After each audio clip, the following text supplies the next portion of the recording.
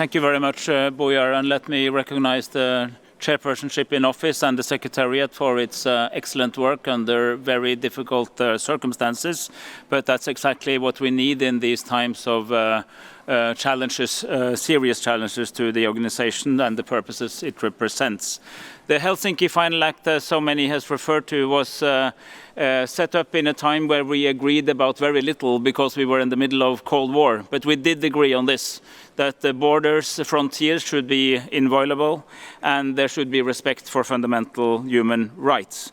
30 years ago, when the CSE turned into the OSCE, it was a time of opportunity and hope and new opportunities, and many countries emerged stronger with strong democratic institutions, stronger civil society, better respect of minority rights, and the OSCE played a key role in fostering that. We are much better off in the transatlantic area than we would have been without.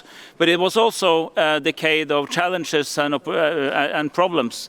And some of our countries, unfortunately, descended into communal violence and internal strife and conflict. This country, the host country, North Macedonia, were among those that was feared to do that, but actually managed to avoid it, thanks to the leadership and the people and the communities of this country, but I would say also thanks to the support of many of us through this organization and other organizations. So it's an example, and it was actually the first ever country that received an OSCE mission.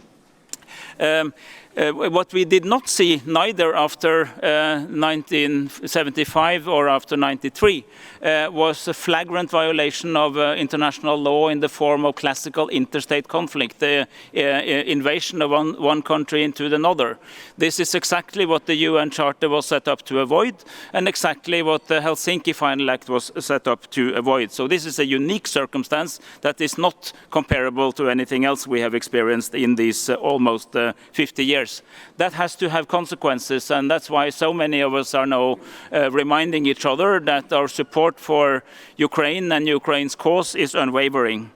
But the consequence it should not have is that we weaken this organization. Quite on the contrary, we need the OSCE to emerge stronger and more powerful and more effective out of this. So Norway strongly underlines all those and echoes everyone who said that we need to ensure the budget extension and also the full extension of the four heads of the key services.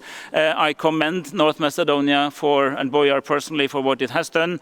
I congratulate Malta and thank Malta for taking on this crucially important task, and I also want to recognize and thank Estonia for showing will to be flexible at a difficult time. We deplore the reasons why, but we have to say that a lot of people contributed to making that good, and that was 3 minutes, so I will then thank you for the attention.